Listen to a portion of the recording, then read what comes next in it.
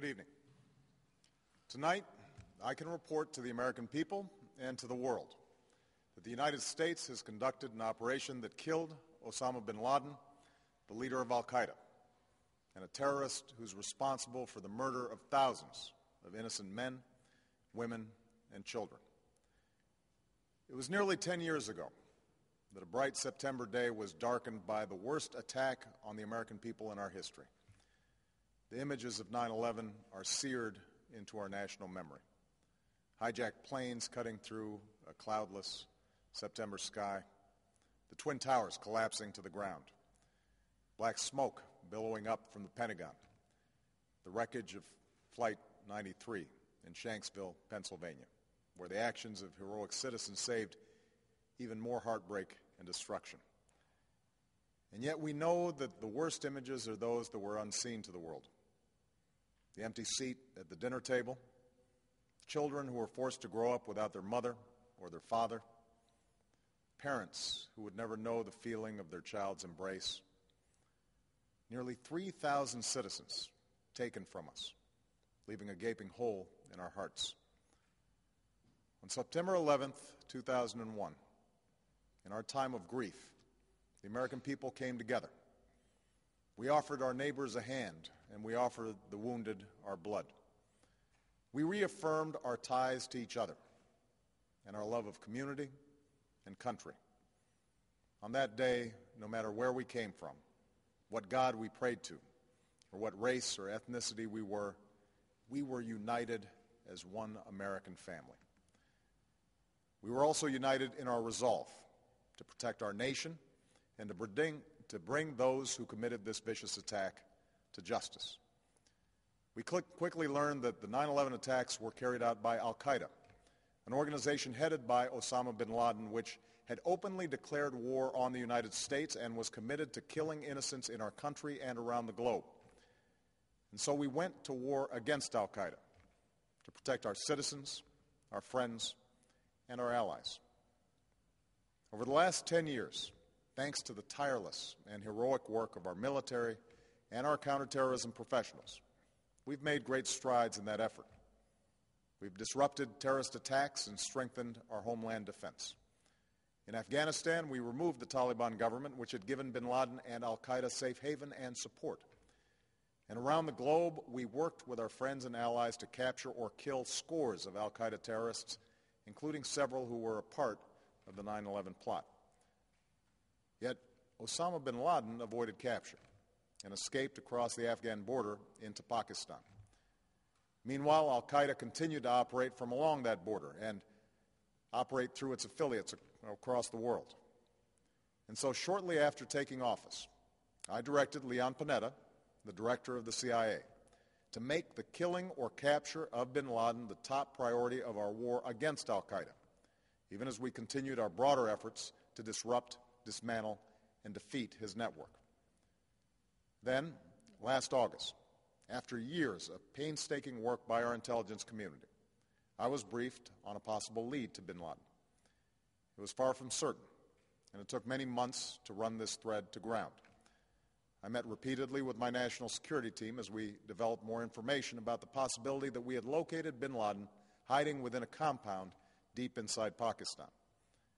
And finally, last week, I determined that we had enough intelligence to take action and authorized an operation to get Osama bin Laden and bring him to justice. Today, at my direction, the United States launched a targeted operation against that compound in Abbottabad, Pakistan. A small team of Americans carried out the operation with extraordinary courage and capability. No Americans were harmed. They took care to avoid civilian casualties. After a firefight, they killed Osama bin Laden and took custody of his body. For over 2 decades, bin Laden has been al-Qaeda's leader and symbol and has continued to plot attacks against our country and our friends and allies. The death of bin Laden marks the most significant achievement to date in our nation's effort to defeat al-Qaeda. Yet his death does not mark the end of our effort. There is no doubt that al-Qaeda will continue to pursue attacks against us.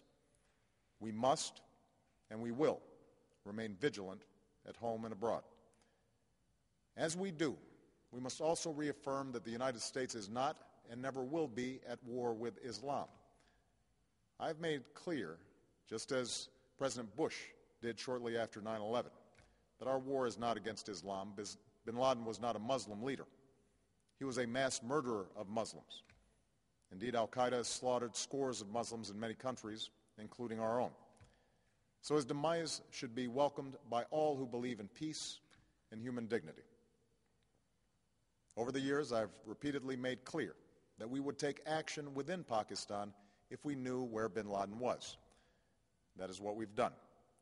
But it's important to note that our counterterrorism cooperation with Pakistan helped lead us to bin Laden and the compound where he was hiding. Indeed, bin Laden had declared war against Pakistan as well and ordered attacks against the Pakistani people. Tonight, I called President Zardari, and my team has also spoken with their Pakistani counterparts.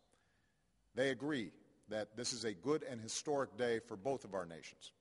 And going forward, it is essential that Pakistan continue to join us in the fight against al-Qaeda and its affiliates. The American people did not choose this fight.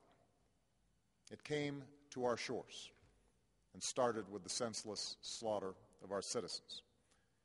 After nearly 10 years of service, struggle, and sacrifice, we know well the costs of war. These efforts weigh on me every time I, as Commander-in-Chief, have to sign a letter to a family that has lost a loved one, or look into the eyes of a service member who's been gravely wounded. So Americans understand the costs of war. Yet, as a country, we will never tolerate our security being threatened, nor stand idly by when our people have been killed. We will be relentless in defense of our citizens and our friends and allies.